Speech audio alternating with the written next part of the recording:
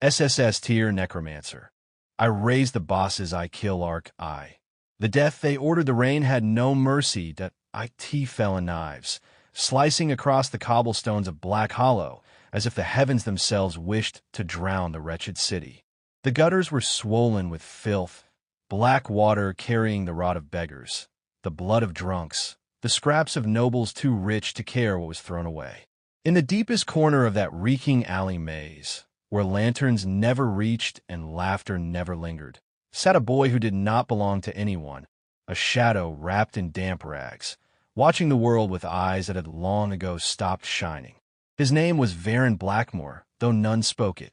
In the orphanage, they called him Ash Rat, because he moved like soot in silence, because he clung to the corners of dying fires to steal warmth when no one was watching. Varen's bones ached with hunger. His stomach was a hollow drum that had forgotten the sound of fullness. But his mind was sharp, honed like a blade no one noticed was being sharpened. Other orphans played, cried, or begged. Varen listened, that he watched, that he remembered. He memorized the way the guild men strutted when they came to collect recruits, the way priests spoke about light but carried darkness in their rings, the way nobles spat on the poor while pretending to bless them. Every detail was carved into him. He was quiet, but silence was not weakness. Silence was survival. The orphanage mistress hated him most of all. His silence unnerved her. His stare made her shiver. He did not whimper when beaten. He did not plead when denied food. He endured, and that made him dangerous. Once, she had whispered to a priest that the boy was cursed. The priest had laughed, saying, "Every bastard child is cursed." Yet even he avoided Varen's gaze when the boy stared too long. At night, Varen read what scraps of parchment he could steal. Most were useless, sermons, half-torn psalms, broken accounts. But once, buried under a stack of ruined ledgers, he found a page that was different. Its ink was faded, but the words pulsed with something alive. The chain between life and death is no chain at all. It is a door, and the key is the soul. He traced the lines until his fingers stained black, whispering them as though they were prayer. He did not know then that he had found a forbidden text, a fragment of the old necromantic scriptures long thought burned from the world. He only knew it stirred something inside him, something cold, something vast, something that belonged to him. Years passed, each one carving his body thinner, but his was sharper. When he was old enough to stand without swaying, the guild came to Black Hollow. Their banners gleamed, their armor shone even in the rain. They did not come for charity. They came for bodies. Every year, the guild collected candidates to feed the dungeons, the endless labyrinths that spawned beasts and treasures alike. For nobles, dungeons were profit. For orphans, they were graves. Varen stood in the line, rags dripping, face unreadable. The guild examiner sneered at the sight of him. "Another rat," he muttered. His companion laughed. "Good. The rats keep the wolves from chewing through the good stock too quickly." They branded him with a mark of F rank, the lowest rank of adventurers. A death sentence in all but name. Varen did not flinch. In his silence, the examiner paused. For a moment, he thought he saw something shift in the boy's eyes. Not fear, not despair, but hunger. The first dungeon was called the Spiral. Its stone corridors coiled like the intestines of some ancient beast, walls slick with moisture, air thick with the stench of mold. The Spiral was considered safe, a beginner's labyrinth where weak adventurers could cut their teeth. But safe was relative to the guild. It was a culling ground. Parties of the week were sent in, and the dungeon decided who crawled back out. Varen was thrown into a party of 5. 2 loud boys eager for glory, a trembling girl clutching a borrowed dagger, and a sneering leader who thought himself already a knight. They did not speak to Varen except to mock him. "Stay behind," the leader ordered. "If something lunges, scream so we know where to strike." They descended. The walls narrowed, torches hissed in the damp. Rats the size of dogs scurried in shadows, their teeth yellow knives. The party fought clumsily, blades clanging, curses echoing. Varen watched. He memorized the creatures' patterns, the rhythm of their lunges, the way their eyes reflected light before they struck. He did not swing his weapon recklessly. He calculated. Hours passed. The party bled. One boy's arm was torn. The girl sobbed when her dagger bent useless against a rat skull. Their leader cursed them for weakness. They pushed deeper, chasing the dungeon's prize, the Spiral Guardian, a wolf twisted by corruption, its hide blackened, its ribs jutting like knives from skin. The battle was chaos. The wolf tore through them like parchment. One boy's throat was ripped out before he could scream. The girl fled into the dark, her sobs vanishing with her. The leader tried to stand, his sword shaking, but the beast snapped his spine with a single bite. Blood sprayed the walls. Only Varen remained. He did not scream, that he did not flee. He stared at the creature with the same silence he had carried since birth. The wolf circled, snarling, its eyes burning with unnatural light. Varen's heart hammered, but beneath the fear was something colder: recognition. This was the door the scriptures had whispered of. Death was not an end, it was a tool. When the wolf lunged, Varen moved not with desperation, but with precision. He ducked beneath its arc, driving his rusted blade up through its jaw, into its skull. The force nearly shattered his arm. The beast howled once, a sound that shook the stone, then collapsed in a twitching heap. Blood soaked Varen's face that he dropped the ruined blade and pressed his trembling hand to the wolf's chest. The scripture whispered in his memory, "The chain is no chain at all. The key is the soul." And then he felt it, something vast, something roaring like a river beneath the skin of the world. His mind reached, his will sharpened, and he seized it. The wolf convulsed, its body twisted, flesh sagging, bones cracking as black veins pulsed across its hide. Its eyes burst with red fire, hollow sockets burning where life once was. The stench of rot filled the chamber. And when the beast rose again, it did not rise as wolf. It rose as his. Varen stood in the shadows of the spiral, blood dripping from his hands, hunger burning in his chest. He had killed death, that he had chained it to his will. And in that moment, he knew he would never be weak again. The creature loomed before him, a corpse stitched together by will alone, its breath no longer warm but a hiss of emptiness. Its claws scraped stone, its head twitched as if trying to recall the instinct of a life that had already been extinguished. Varen's chest heaved, not with triumph, but with cold clarity. The dungeon was no longer merely a tomb for adventurers. It was his forge. Every death inside, it would be his hammer, every corpse his anvil. When he led the wolf through the tunnels, its gait broken and jerking, the silence of the dungeon grew heavier. Even the vermin retreated, the lesser beasts shrinking from the reek of his new servant. The deeper he went, the more he felt the hunger inside him stir. The scripture's words had not been madness. They had been promise. The soul was clay, and he was the sculptor. But the spiral had more lessons to teach. The girl who had fled earlier stumbled into him, eyes wide, face streaked with dirt and tears. When she saw the wolf behind him, she screamed, not with fear of the beast, but fear of him. "What are you?" she whispered, backing away, her dagger shaking in her hands. Varen did not answer. The wolf twitched, red fire glowing in its sockets. The girl turned to run, but the dungeon gave her no mercy. Rats poured from the cracks, shrieking, their bodies swarming. She thrashed, stabbing blindly, but the tide consumed her screams. Varen watched, unmoving, his hollow servant by his side. He could have saved her. He chose not to. He had learned in the orphanage that mercy was a chain, and he had cut it long ago. By the time he reached the dungeon's exit, dawn had already bled across the horizon. The guild was waiting. Survivors often returned broken, trembling, their armor soaked with blood. But when Varen emerged, alone, his rags torn, eyes steady, the guild examiner narrowed his gaze. "Where are the others?" "Dead," Varen replied. His voice was flat, carrying no grief, no fear, only truth. The examiner frowned. "And the beast?" "Dead." It was not a lie. The Spiral Guardian was dead. What stood in the shadows behind Varen was no longer the wolf they knew. The examiner studied him, then spat into the mud. Another rat crawling out where wolves should feast. Go on, boy. Sign your mark. You've survived the spiral. That makes you an adventurer. An adventurer, the pawn, a tool for nobles to throw against dungeons until his body broke. But Varen's lips almost curled at the edges. They had given him license, and license was freedom. Freedom to enter dungeons. Freedom to kill. Freedom to harvest. The weeks that followed were filled with whispers. How had a boy of rags survived when better-armed men had perished?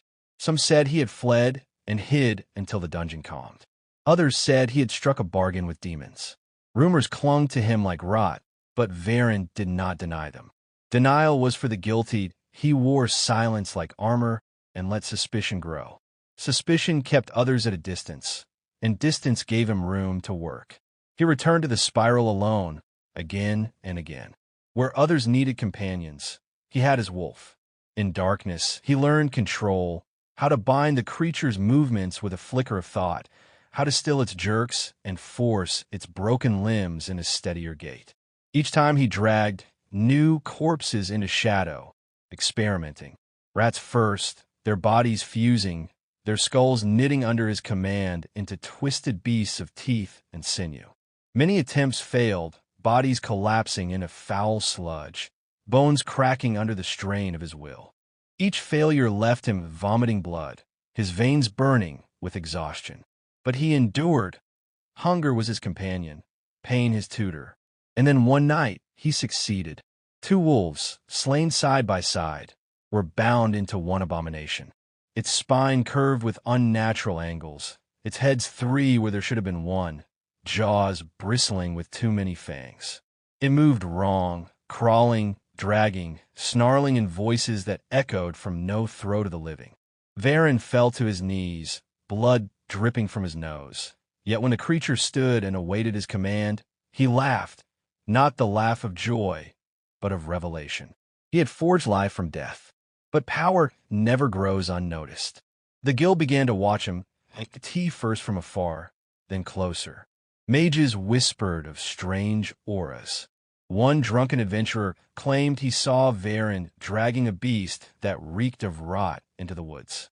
Varen silenced him before dawn, his abomination tearing the man apart, bones cracking like firewood.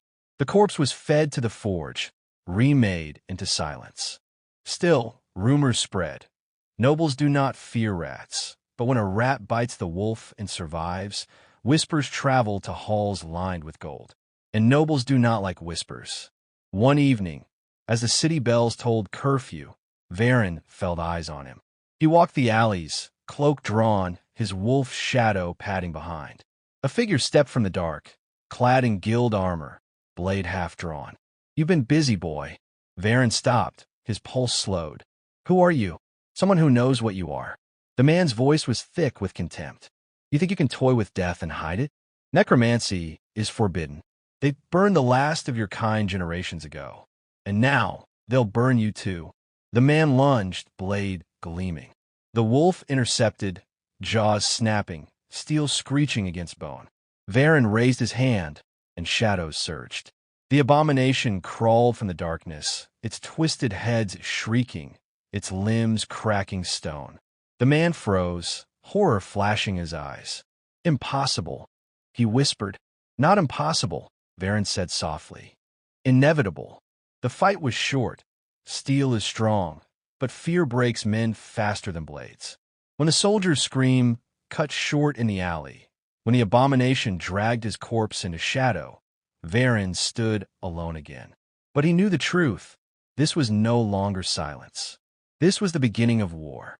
The guild would not ignore him. Nobles would not tolerate him. Every corpse he raised, every dungeon he claimed, every whisper that carried his name would build the pyre they longed to light beneath him. But Varen did not fear the fire. Fire could burn flesh. It could not kill the dead. The world had forgotten necromancers. Varen would remind them. He turned his gaze to the horizon, where towers of gold and marble gleamed beyond the filth of Black Hollow. Nobles sat there, fat and safe, lords of dungeons they had never bled in, masters of soldiers they had never buried. He would carve through them all. He would unchain death itself. And as his abominations stirred in the shadows, their hollow eyes glowing like embers in the night, Varen whispered the words of the scripture once more. The chain between life and death is no chain at all. It is a door. He had found the key. The city did not sleep, so much as grind its teeth in the dark. Black Hollow's alleys whispered and traded secrets, while respectable streets pretended not to listen. The guild house sat between the two like a dog dropped between quarrelsome masters. One door for nobles and sponsors, polished brass and wax stone. One door for everyone else, a splintered plank crusted with boot mud. Varen used the latter and memorized the former. He read the names etched on marble, traced with his eyes the routes where coin drifted, where favors hardened into iron. Men thought power lived in swords. Varen knew it lived in ledgers first. He put his name where it needed to go, volunteered for runs nobody else wanted, took payment in the small, quiet things others ignored. Shards of mana crystal too imperfect for resale, cracked vials of cheap tonic, a leathersmith's spoiled thread spool, a pawn charm that supposedly masked scents from beast noses. Junk to most, ingredients to him. He ground the crystal shards to powder and mixed them with old ash, smeared the paste on bone to stabilize his thrall's convulsions. The tonic, sour with tannins, slowed rot for a night. The thread-stitched ligaments without drawing too much attention. The charm was worthless against living wolves, but when he hanged it around his abomination's neck, its cloying perfume hid the smell of death enough that curious men passed by none the wiser. Time did not heal him, it turned him. He learned the weight of his own power, the way his veins burned after a binding, the fever that followed a fusion. He learned to eat slowly after raising, or else he retched everything into the gutter. He learned the threshold at which his mind would split from strain, and he learned to flirt with it like a knives man tracing his thumb on a blade's edge. Rumor moved ahead of him like fog, a quiet boy who never died, who came out of holes black with blood, but never with fear in his eyes. A tavern-bellied archer swore he saw Varen crawl out of the pit through a sea of rats that parted for him, as if he were a priest at a funeral. Liars are invaluable, Varen decided. They make the truth unbelievable. On a morning that pretended to be spring while winter still squatted in the stones, the guild's larger door, polished, oiled, arrogant, opened, and an entourage spilled onto the steps like wine. Silk, sigils, a lacquered crest in the shape of a sun, with too many rays. A young man in that entourage moved like he had never been hit hard by anyone who didn't fear a gallows afterward. The noble's son, Runvar Kaldor, smiled as if the city was his mirror, and it never cracked. He was recruiting for a glorious expedition, words that land like money on ears used to hunger. The target, an E-rank labyrinth newly charted beneath the old glassworks east of the river. The dungeon had chewed the survey party. That only made it shine brighter in Renvar's telling. E-rank meant better bounties and prettier corpses to loot. The glassworks had history, furnaces that once vomited light, artisans who once made windows so clear they made kings suspicious. When the furnaces died, rumor said, something else woke. The glass-fawn wolves had taken nest in the channels under the factory, where sand dust still hung in the air and the walls glittered with a fine sheen like frost. Their boss was said to be a matriarch with teeth clear as crystal and a howl that shattered lantern glass. Varen watched the crowd around Renvar. Mercenaries half-sober, farm boys desperate not to go back to dirt, daughters of dead men who thought a boss's heart would pay the rent. The noble son let his men do the choosing. They picked shoulders and biceps, not eyes. They chose mouths that cheered, not hands that calculated. They would have passed Varen, as they always did, until the guild examiner from the Spiral Day muttered something into Renvar's ear. The noble glanced at Varen with idle curiosity, as if selecting a knife from a drawer to slice fruit. "You, the quiet one," he said, like pulling a coin from purse. "You survived the spiral alone, I hear. Well then, you can kill a dog. Now let's see if you can kill a wolf." Varen lifted his gaze, let the noble's arrogance slide off like rain off slate. "I'll come," he said. "The fee." Rinvar grinned.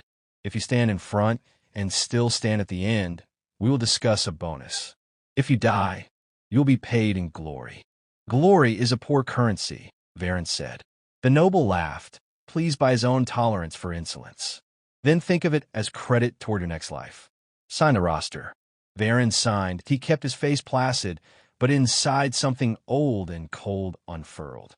Gold was not why he went. He needed the boss, that a second soulbound would tighten the engine of his craft. 2 linked anchors make a bridge. They gathered at dusk outside the glassworks. The factory was a husk with ribs of iron, walls flaked and laced by time, windows long ago smashed and turned to glittering grit underfoot. The furnaces were brick mouths, choked with ash. The place held the silence of buildings that had once been loud enough to be heard across river and road. Such silences drink sound like throats. Torches threw light that looked like it was trying to escape rather than illuminate. Rinvar made a speech about reclaiming glory for the city that never claimed him, poured a libation on brick that had never asked to be sanctified, kissed a pendant that meant nothing to anything except him. They descended through the slag chute, where molten waste had once poured. Dust of ground glass, fine as breath, lifted in little ghosts each time a boot fell. The first tunnel widened into a chamber where stalactites of fused silica hung like fangs. This was not metaphor. The dungeon took impressions and made them into truth. The wolves were named after teeth because everything here tried to become a mouth. They moved in 2 files. Runvar took the center with his banner squire and a priest who wore piety like a purse. 2 armored men with axes flanked them. Ahead, for scouts with spears. Behind, 3 archers and the rest, coin-scraped sells words and volunteers with hope painted on like rouge. Varen walked near the rear with a sack slung heavy across his shoulder. Inside, the charms stink and the tonic's bitter breath hid the other scents. Rot, dried marrow, ash ground with crystal. He had left his abomination stowed in a culvert a street away, a darkness waiting in a throat of the city.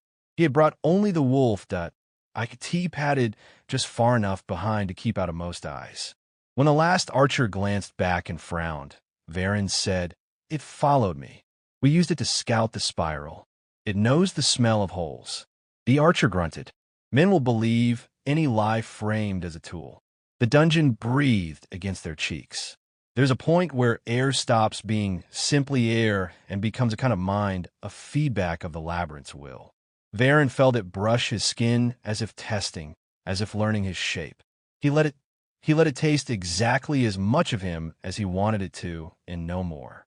The priest mistook that prickle for holiness and murmured about blessings. 2 of the recruits crossed themselves in ways that would not help if the stones decided to close like a fist. The first pack hit the forward scouts like knives slipped between plates. Glass fangs didn't always howl before striking. Crystal shivers replaced throats on. The wolves were beautiful and wrong, fur that shimmered like sand in sunlight, teeth so clear that blood on them looked like paint suspended in air. The scouts did not scream so much as grunt and choke, glass lodged in tongues. Runvar shouted something about forming lines. The dungeon did not form lines. It broke them. .2 axes hacked. An archer loosed. A spear found a shoulder and not a heart. The priest raised his voice. The wolves leapt into it and broke the note. Varen did not rush forward heroically. He learned long ago that triumph loves patience. While men met the first wave with ceremony, he ghosted toward the chamber edge, counted breaths, watched for patterns. He saw it quickly. The wolves emerged from vents in the wall, slipways cut by molten glass long ago. They were clever enough to rotate paths, to confuse prey, but not clever enough to resist their own habits entirely. Every third surge used the lowest grate on the left. He dropped to it, slid his arm and up to the elbow, found the old hinge by feel, and jammed it with a wedge of bone he had whittled for just such a moment. When the next wolf tried to sluice through, the grate caught its shoulders and it stuck. It thrashed. Varen slid its belly quick as accounting, cupped the gushing heat as a butcher would, and whispered. The binding hissed through him, light-headed, metallic, electric with Sand's memory of being fire. The wolf twitched and whispered back, an echo without breath. It did not rise. He did not need it to. He needed speed, not congregation. A spear shattered near his head. Glass in the shaft turned a clean break into a spray that nicked his cheek like a flock of tiny knives. He tasted blood, but he smiled without showing it. The smile was not for joy. It was for calibration. Blood on his tongue sharpened the world, an old orphanage trick when hunger dulled the edge. Rat, a Sellsword barked, seeing him by the grate, blade already squeezing up to menace. Back in line, a wolf lunged out of the upper vent and took the man's throat. The dungeon saved Varen's time. Rinvar, to his credit, did not fold. Privilege makes some men soft. It makes others addicted to applause and the act that wins it. He rallied the axes into a pivot, got them to scythe in alternating strokes that created a stuttering wall. It worked for a heartbeat of a minute. Then the wall met a corner of the chamber that pretended to be stone and turned out to be a rind around a mouth. The floor shivered, the sand crust gave, and a man fell halfway before catching the lip with his fingers. Glass ground into his palm as he bellowed for help. Rinvar grabbed him and hauled. Varen watched the man's eyes when he realized his savior's grip was weaker than a wolf's jaw. The noble's shoulders shook. He had never had to pull his own weight, let alone another's. The man slipped, he fell. The mouth closed. The priest tried to bless the blood that bubbled up through sand like a bad spring. The sand drank the blessing and asked for more. Varen took the moment. The pack was thinning. The dungeon never spends all on the first charge if it has hierarchy. The matriarch would be near the core of the old furnace hall, where the orifice of the blast furnace had once glowed white. He let the carnage blur into an acceptable proportion and slid into a side tunnel that tried to look unimportant. The wolf padded after him, silent as an answer. A squire saw and started to shout, coward, deserter, but swallowed it when Varen tilted his face into the torchlight just enough. The squire saw not fear, but intent, and something in some old mammal part of him decided that following a man who looked like that would be a worse death than any wolf could give. He let Varen vanish. Squires who survive often do so by evolving fast. The side tunnel choked down to a crawl space, then widened into a gallery where brittle glass panels hung like the skins of lost windows. Through them, light from a main chamber refracted into knives of color. Varen could see forms move. Wolves and men turned to shards, but the sound here was different. A thrum, low, persistent, the memory of furnace bellows translated into heartbeat. He followed it. Dungeons do not have hearts. They have centers where accidents band together until they call themselves law. The matriarch nested in a gulch carved by drip and time, a pit of ground glass that shifted like water if you put your weight wrong. She lay there, half buried, her fur frosted with fine silica that made her look like a statue poured in dawn. Her teeth, gods, the stories were cowardly. They compared them to crystal, as if crystal were a metaphor for delicacy. These teeth were weapons. Their clarity didn't make them fragile. It made them invisible until they were in you. The wolf at Varen's heel did not crouch or snarl. It was beyond the living's grammar. He let it circle left, skirting the gulch rim, then disappear behind a curtain of glass skin. The matriarch raised her head, not to scent. They smelled nothing but old heat here, but to listen. The thrum changed. She shifted her weight with the caution of a creature who has lived by surviving mistakes. Varen slid down the gulch that he knew he was bait. He wanted to be. The old scripture line unspooled in him, not like a prayer, but like a proof. The key is the soul. The matriarch sprang with a power that made the world small for a blink.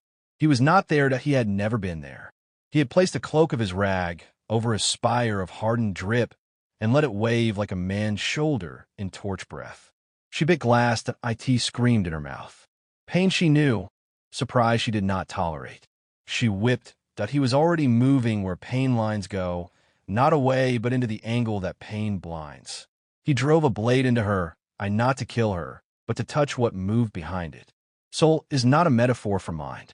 It does not sit in the head like a miser on a hoard. But eyes are doors that open both ways. She threw him he turned the throw into a slide, let the glass water carry him, cut his forearms into ribbons that wept heat. He tasted iron that he used to taste. Everything is measure.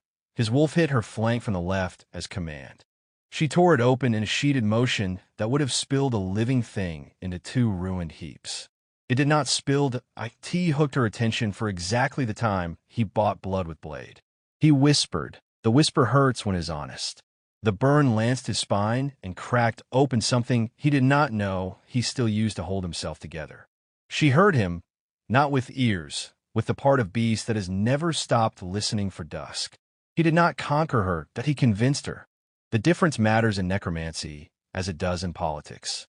Conquest makes enemies. Convincing makes tools that ask to be used. She fought him because survival is a habit and habits are stubborn. He gave her a trade she could understand. Eternity for sovereignty. Not a lie, that he does not lie in this. Not for moral reasons, but because lies make bindings brittle. You will not end, he told her without language. You will hunt. Your pack will not be your pack. It will be mine, and mine will be yours as long as I breathe. When I do not, you will not either, but in that ending you will be praised with silence, and that is better than the noise of being eaten by the hole at the center of this world. He felt her decide to live. That is the sacredness here, if there is any. Living things, choosing a different shape of living. The chain is adored. He turned the key and let her walk through. When the matriarch rose, slow and terrible, glass sloughed off her in a soft rain. Her teeth shone not with light, but with the absence of it. You only see the outline of what devours light by how it chews the air around it. The gulch's surface firmed beneath her paws, not by magic. That word is lazy, but by agreement. The dungeon recognized a new rule, and rules change how matter wants to be. Rinvar chose that exact moment to arrive, because aristocratic timing is half instinct, half curse. He slid into the gallery on his back with a triumphant whoop that turned into a choking cough when he swallowed ground glass. His banner squire skidded after him, bleeding from 7 decorative wounds. 2 axes stumbled like penitent statues. The priest limped, his robes rhymed white like poor sugar. Rinvar saw Varen, that he saw the matriarch. He did not understand, because if he had, he would have run. What he saw instead was a beast wounded and a peasant out of place beside it. Nobles do not see relations, they see arrangements. He leveled his spear with a flourish. Back away, boy. I will take its head. Varen stepped aside, not to grant the man room, but to step out of the arc he imagined the spear might travel. Take it, he said. Rinvar lunged to impress an audience that did not exist except in the theater lodged in his skull. The matriarch moved with the economy of generals. She let the spear glance her, not because she could not avoid it, but because letting it kiss her hide gave her the line to bite his arrogance. She took the shaft in her crystal teeth and chewed it in 3 clean bites. Rinvar looked down at the stupid stick in his hand that used to be something. His mouth opened, likely to call for an axe he would then hide behind. The matriarch placed her paw on his chest and pushed. He slid down the gulch until the ground glass began to rip his fine leather, and then the rip found skin, and then the skin found blood. The priest began to chant a ward older than any charter. It might have worked on softer things. Varen felt the ward's cadence, trying to teach the room to slow. He lifted a finger and snapped the rhythm in his head. The matriarch stepped off the noble because debts paid should be paid in full, and crushing him would have been a tip. She turned her head toward the priest. He showed her his god like a badge. She showed him her mouth. Faith breaks when you realize your badge is paper. Stop, Varen said aloud. Not for her, but for the men with axes whose knees had begun to make choices faster than their minds. Rinvar, coughing up a ribbon of red, stared at Varen as if the boy had betrayed him, when Varen had never promised him anything. What are you? Necessary, Varen said. It was true enough to be boring. Rinvar's squire, who wished desperately to live long enough to be old enough to be bitter, lifted his banner as if banners drew gods like moths. The matriarch's ear twitched. She was hungry in the way all queens are, to feed what follows them. Varen gave her a look like a nod that never quite nodded. She did not eat them. She was his. He spent the restraint like coin. It bought him a narrative. He knelt beside Renvar and tore a strip from the noble's sash to bind the shallowest of the man's wounds, so that blood would not make him believe he was dying and behave like it. "Your men are dead or will be," Varen said in a conversational tone that fit the intimacy of kneeling. "The dungeon ends gluttons. If we leave now, you will say you wounded the beast and your men died bravely slowing the pack. You will live a little longer. You will not learn, but you will pay me." Runvar tried to push him away and only succeeded in making himself hurt in a new spot. "You will speak with more care, deference?" Varen's mouth almost smiled again. "Respect is a currency traded among equals. You are impoverished. Be grateful. I'm spending a queen's hunger to buy your breath." The priest made a small sound like a mouse. The axes made no sound at all, because sound gets you chosen and chosen gets you broken. The squire lowered the banner before it attracted a different fate. They left at "It is a strange sentence, given how often dungeons are said to keep what they eat." But the matriarch walked at Varen's heel like a thought that will not leave, and every wolf they passed halted and bowed, not with theology, but with the body's old calculus. Follow what kills you last. They emerged through the slag chute into a morning that had put on clean clothes for the festival of Market Day. Runvar stumbled into daylight like a man late for his own wedding. People gasped that a noble bleeding means somebody will be paid to tell a story of how the blood was heroic. Varen took his payment before the story hardened. Not coin. Not yet. Coin makes you visible. He took access, a writ that let him pass guild checkpoints without a search, a key that opened a side gate of the East Depot, a token stamped with Caldor's on that told stable masters to sell him cheap meat and cheap silence. Runvar shoved these at him not because he wanted to, but because he could not imagine not being able to buy his way out of pain. Varen tucked them into places on his person where hands did not think to pat during professional friskings. "Tell them," Varen said softly, "that you punctured the queen with your spear and then lured her to the brink while your men held the pack, and that you would have ended her had not the floor given under your feet." Runvar blinked. "That is not precisely—" "It is precisely enough," Varen said, and then added the only coin nobles cannot keep themselves from grabbing, "and it will make them love you one more day. You need love. I require only time." The noble glared as if he were tallying an insult to be paid later. Varen did not mind. Debts make men predictable. In the days after, Black Hollow told two versions of the expedition. In the first, Runvar Caldor proved his mettle by striking the matriarch and surviving her fury through grit and leadership. In the second, which was not told so much as implied by how a certain boy passed through doors without being stopped, a different kind of leadership walked the glass halls and taught a queen to heal. Both versions were useful. Varen did not correct either. He took his queen deep underground where river water gossiped against stone. He led her into a culvert where his abomination crouched like a sick cathedral. When they saw each other, the room changed. It is unwise to mix kingdoms that it is fatal to confuse them. The abomination snarled in several voices. The queen's hackles lifted with a sound like dunes collapsing in wind. Varen stepped between them with the steadiness of a man balancing a bowl of oil on his head while walking a street full of drunk men. He touched each skull, bone, then glass, and let his breath sit in the space between touching and being bitten. The abomination quieted not because it knew him, but because it remembered him. Memory is a chain we call by a nicer name. The queen lowered her maw by a finger width. He felt the room exhale. They would not love each other. They would march and bite in the same direction when he required it. And he required very little at this stage. Obedience, hunger held on a leash, the patience to feed them in time with his heart, so he did not die spending himself. He learned to stable them inside dark places the city had forgotten. He learned which keepers would sell fresh offal without questions, and which ones would sell you with the offal if you asked at the wrong hour. He trained the abomination to fold against walls and look like trash. He trained the queen to step like shadow on cobble, so only dogs noticed, and dogs are the only citizens who keep secrets reliably. Every lesson left him wrung out. He slept like a man drowning learns to sleep. in sips between gulps.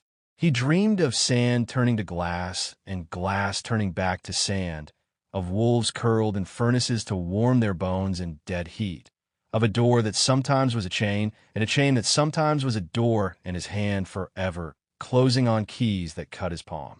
The guild's mages eventually came, because guilds are just a muscle that polite accounting pays to hide. One, a woman with a streak of iron in her hair at her temple, and the posture of someone who had been called liar by men until she learned to burn them with facts, stopped him by the East Depot. "A moment," she said, and spoke the word as if she would take it by force if he refused. He had been waiting for her. Not specifically her, but the species. "Yes, you were with Caldor. You were in the spiral. You sign out a loan and sign back in a loan more often than the rules permit." She said it as if reciting a dull prayer at an altar she hated. It didn't reduce her power. It concentrated it. "Your aura is wrong. Everyone's is," Varen said. "That is why auras are interesting." She did not smile. "Necromancy is outlawed." "Then I will try not to find any," he said. Her eyes didn't narrow. That is a theatrical verb. Her breath changed shape slightly, as if about to speak another sentence, and then skipping to the one after. "You are young," she said. "I am efficient. If I do not investigate you," she said without any ceremony, "someone worse will. You are implying we could be friends. I am implying I can count, and the numbers that add up to purges never add up to fewer dead in the end." He liked her. That did not mean he trusted her. Liking is another tool. "What would you have me do?" "Let me measure you properly," she said. "Let me see the shape of what you are doing, so I can tell stories that satisfy men who require stories to sleep at night." He lifted his hand as if offering a wrist for a pulse. She did not take it. She took the air around it, as mages do when they are honest about what they touch. Varen let the abomination curl smaller in the culvert 3 streets away.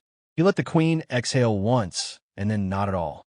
He thickened the charm stink just enough an hour earlier to make traces muddy. He did not erase himself. Only idiots or gods try. The former die and the latter get carved into uncomfortable altars. He let her find a young man whose body had been used like a field and whose mind knew the geometry of appetites too old for his years. He let her find a residue of something oriented toward endings without hatred in it. "You are a problem," she said finally, almost wistful. "The city needs problems that are not stupid. I will argue for you as long as you do not make me a liar." "What do you need me not to do?" he asked. "Do not raise the dead in front of men who love microphones," she said. "Do not build a kingdom inside the city until I have moved its borders on a map only I can see. Do not take your wolves into temples." "I have no interest in temples." "Everyone has interest in temples," she said, "if they want a city." "You do want a city, don't you?" It was not a question he had permitted himself to articulate yet.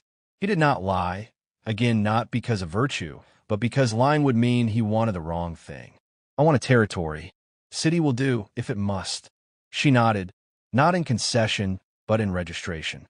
"Then learn patience in a way men usually learn foolishness." "And your name?" he asked. "Akara," she said, and left him with it like a blade laid on a table between two people who respect knives. With the queen bound and Akara buying him time, Varen stopped scraping and started building.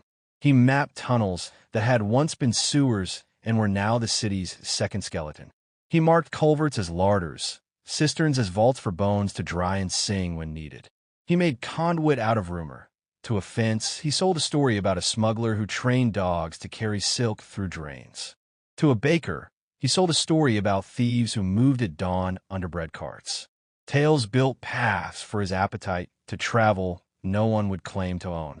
He apprenticed himself for 3 days to a stonecutter to learn how mortar sounds when it is almost done lying. He apprenticed himself for 1 night to a pickpocket to learn how to bump a man's belt without making the man want to confess his infidelity instead of check his purse. He returned to the spiral, now not for practice but for harvest, the way a farmer returns to a field grown familiar under his saws. He picked deaths like he once picked half-eaten crusts from trash, carefully, with gratitude and without apology. He did not glut his wolves. The queen grew glossy with a sheen that was not light. The abomination twitched less, learned to stand behind him in a posture that read to living eyes as pile, until it did not. The pair together began to pull something in the air toward them, a weight, a curve in the room like a marble draws a sheet down. He felt it most when he passed iron grates or old bells. Metal remembered vibration and wanted to sing. He did not let it. It was a vendor of lamp oil, of all people, who told him about the red tunnels. The man's hand shook when he poured because lamp oil sellers often drink their profit. South End, he muttered, beyond the tannery stench and the gnats that believe in murder. A hole opened where there wasn't one last week. Men went in with string and didn't come out. The string did. It was cut. What color was the string? Varen asked. Blue, the man said, as if this was obviously the heart of the matter. Always use blue. God see red and think blood, see green and think envy, see black and think themselves. But blue? Blue is for wells. They hesitate to cut wells. Varen bought 2 flasks, overpaid with coins stolen from a thief, and followed the smell of piss and ancient hides until the world thinned to the idea of a world, and flies wrote their names in cursive on his cheeks. The hole wasn't. Holes are absence pretending to be shape. This was a mouth pretending to be absence. Red stone, not painted. Iron oxidized to the color of decisions. He dropped a pebble that took the pebble half of forever to admit it had landed. He did not take men with him. He took the queen and left the abomination where it could, if he failed to return, learn a kind of loyalty that looks like hunger and tastes like grief. He descended with lamp oil and a coil of blue string, a nod to old gods, and a knife whose handle he had wrapped in leather peeled from a saddle whose previous owner had beaten his horse. He liked the efficiency of making a man carry himself into his own dying through time. Darkness in the red tunnels was honest, which made it rarer than light. He found scratch marks human fingers make when they finally admit they are animals, and smears wolves make when they finally admit they are priests. The corridor narrowed and then narrowed again into a throat. He taught himself how not to breathe with his mouth, because the taste of iron here had its own ideas about who you were and would argue them into your skin if you let it. The boss did not wait like a queen. It hunted like a rumor. When it came, the tunnel brightened by subtraction. The red receded just enough to make room for something darker. It was not a wolf. Words run out, and we keep using them because they're cheap. This thing had been a wolf until the dungeon's need put it under a heavier gravity. Horns had not sprouted. That would have been a poet's indulgence. Its bones had learned a different math. Joints hinged where nature declined to hinge. Its ribs flared to make grooves to carry heat out faster. Its teeth had given up on being teeth and become outlines that described the ideas of edges. It moved with the kindness of a hammer. Varen had not intended to bind it. He meant to learn the mouth of these tunnels and leave them for when he had more men, even if his men were dead. But intention loses arguments with opportunity. He did not have room for noble dances here. He had exactly enough space to move his shoulders in a way that would keep him from becoming an exemplar of a new geometry of man in wolves' mouths. It came, and he was not clever. He was fast. He put oil on the stone and let the thing's first pounce skid its future past him. He put his knife where its hind leg made the experiment that kept it upright. He did not aim for heart or head, because those are where heroes aim and heroes die in ballads. He aimed for a tendon the thing had borrowed from a deer it ate 3 months ago. It faltered that he paid for the faltering with a stripe across his back that bled like a river going somewhere else for the first time. He toppled and grabbed the queen by a thong, as if she were a rope, which insulted her appropriately. They pivoted. He felt his own spine complain and ignored it not with bravado, but with scheduling. He could collapse later. He did not whisper. Whispers are for chambers where words can gather like dry sticks for catching a spark. Here the air ate sound and turned it into rust. He pushed his like a coin under a door. He did not ask that he told a story to the dying thing about not dying, about hunger being honored instead of shamed by finality. It bit him, because movement is a kind of argument. He answered by giving it a piece of his breath, never free. Everything that counts is loaned on steep terms. It took the loan because it had never been offered anything but debt. When it rose, The red hallway dimmed the way bad weather dims a morning, and something in the stone behind the stone took notice of him in a new tense. He did not commemorate the moment. He made marks with charcoal and patterns that would mean a map later. He took a shard from the thing's tooth so he could build a music of it and teach other teeth to remember. By the time he climbed back into light that hated him less than most light does, the day had turned its face to afternoon. He walked through the tannery district as if he were a man who stank for ordinary reasons. He passed Akara leaning on a post, as if Post had asked for her weight since childhood. "You look like a question someone regretted asking," she said. "I found a mouth," he said. "It will want to eat the city if not fed correctly. Then you will feed it incorrectly on purpose to make it dependent," she said, not praising, not condemning, simply predicting the weather of a man. He shrugged without moving his shoulder too far. Pain had its own weather. "I will teach it to eat from my hand," and believe it decided to do that. She stared at the queen at his heel for the first time, as if seeing her through a window that had been painted black by law until this second. "Do not parade her," she said, a little too late. "I didn't," he said. "I walked. Men will put words on what they glimpse around corners. Choose which words. If you do not, the wrong men will." He considered and then took the coin of her advice the way you take a coin you already know is counterfeit, but will spend well in two shops that deserve to be robbed. "Call her the Whisper," he said. "Let that travel. Not the Queen. Whisper. It makes lords think of gossip. It makes killers think of breath they hear right before a knife." Akara's mouth hardened against a smile. "Whisper," she said, tasting how it would sound sneered by drunk men and prayed by dying ones. "Fine. Keep your wolves out of temples." "You keep your gods out of my holes," he said. "I do not have gods," she replied. "I have tools." "Then we are kin," he said and walked on. Night teased the roof lines, then committed to the bit. He returned to his culvert and took stock of his empire. 2 bosses bound, 1 abomination composed, caches marked, a mage bribed with truth, a noble purchased with narrative, a city stroked with the expectation of fear coming into shape it can tell itself legends about. He sat, back against brick that remembered floods, and let exhaustion arrive like a bill that had been promised early. The queen lay with her head near his boot, not in affection, but in equilibrium. The abomination faced the tunnel like a door. Varen looked up into the dark and, for the first time since the orphanage, allowed a miniature of softness to enter him. Not joy, not pride, just the acknowledgement of a path that ran forward long enough to become a road with his footprints hammered into it like nails. Far above, bells announced a festival he would never attend. Far below, the red tunnels murmured a request in a language older than requests, and he answered it by not answering. Not yet. He dreamed with his eyes open. He saw a core. He did not know where, not yet, glow like a wound that refuses to scab. He saw a throne made of the idea of bones rather than bones themselves, a seat you could carry in your blood. He saw enemies building themselves by accident in halls built for gossip and coin. He saw Akara arguing for him in rooms he would burn in other circumstances.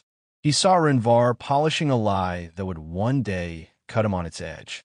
He saw himself walking up steps that had not been carved and sitting down in a place that had never been offered. He woke because the river changed its mind and slapped different stones. Dawn came with the stupidity of hope and the lucidity of knives. He stood slowly, counted his scars, counted his wolves, counted the hours until the depot opened and the city yawned itself into sin. Today, he decided he would take nothing that screamed when he touched it. He would take quiet things and make them louder later. He would disappear properly for a week and make men think he had left town or died in a gutter like boys are supposed to. He would let Renvar's story travel a bit farther and gather fat on it like cheese in a monk cellar. He would let Akara draw a clean line on a dirty map and move it a fingernail at a time when no one watched. He whispered to the queen and the abomination and sent them into different shadows with different orders that would keep them busy without being seen. He washed his hands until his knuckles looked like someone else's and tucked his hunger, where hunger lives in men who intend to be kings of things they dare not name out loud. Then he climbed the steps into the city day and went to buy thread. He would stitch the edges of a cloak that would make him small. You become enormous by becoming microscopic first. until the world does not realize you occupy all its blood. He walked past a church door and didn't look in. He walked past a gallows and counted knots. He walked past a group of orphans fighting over a heel of bread and gave none of them anything. Mercy is a coin you spend only when you intend to bankrupt someone more powerful later. By noon, he had traded 2 harmless favors for 1 interesting rumor. A rival guild from across the river planned to make a move on one of the spiral's deeper nodes next week. They had a map copied from a man who had not come back, but had sent his map first. They intended to camp a night at the node and bring a frame to mount a lantern that would supposedly pacify the chamber. Varen listened and saw a funeral. Not theirs. Not yet. The node smelled like a place he could shape. He palmed the rumor like a stone. He held it up to the light and watched what it did inside his head. He saw corridors, routes of entry, routes of exit, places where a wall pretending to be load-bearing could be convinced to take a nap. He saw where to place a gift only a necromancer could give, a promise of safety that would seed a harvest of dependency. He went back underground at dusk because dusk doesn't care what you do in it. He went alone because alone is the only way you learn whether you are your wolves or your wolves are you. He marked the node the rival guild wanted and sat in it like a man squatting by a pond waiting for fish to show him what kind of birds they fear. He pressed his hand to the stone and did not do magic. He did math. He calculated the sum of old screams lodged in the limestone, the difference between this chamber's acoustics and the 1-3 bends down, the ratio of damp to dust, the tinsel envy of the arch in the corner that wished it were as important as the arch that held the roof. He whispered, not binding this time, but suggestion, the way you talk to oxen if you know work will be easier if the animal believes the cart gave the order to move. The stone answered with a patience that humbled him and a hunger that steadied him. He did not shove, he inched, he persuaded the room to accept the idea that lit lanterns, when set in a certain place, would quiet it. He taught it complacency in the shape of a man-made star. He made the room desire the lantern's presence like a wound desires a clean bandage. He taught it to crave. Then he left the tiniest hinge in the desire where a different flame, later, placed just so, would turn that craving into something brittle. When brittle meets weight, it breaks. He left in the hour when taverns begin to talk and bedrooms begin to lie. He felt taller that he did not walk taller. Men who look larger invite knives. Men who are larger never need to notice them. On the way home, he saw the orphanage mistress from his boyhood at a stall arguing about the price of onions.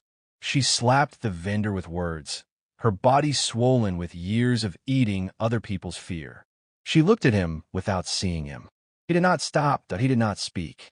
He did not feel that he walked past and noted which alley she took on Thursdays. Useful data. Cement is a bucket with holes. He returned to his culvert.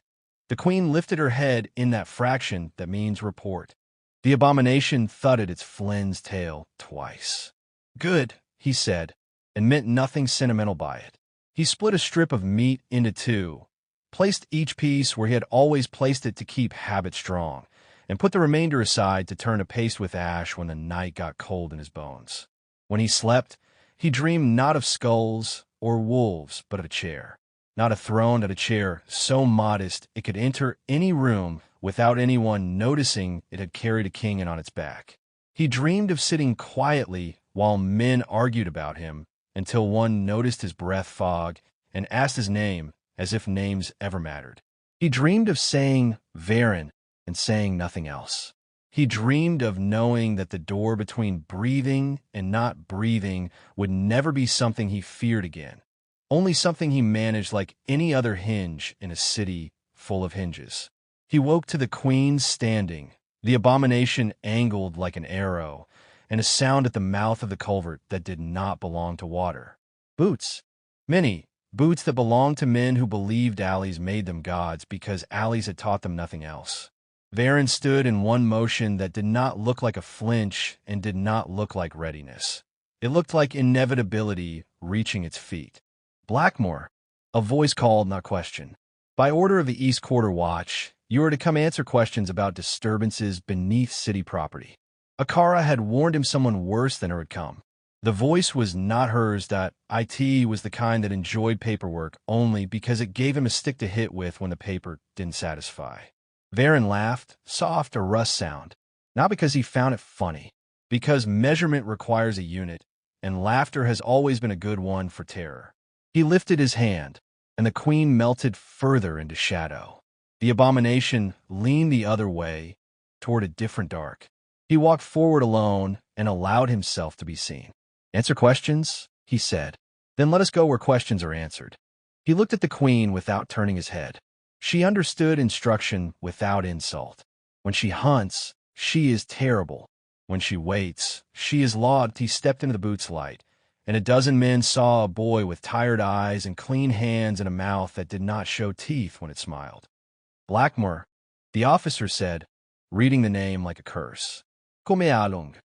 Varen did, and the city went with him, because cities always go with the clever men even when they think they are dragging them.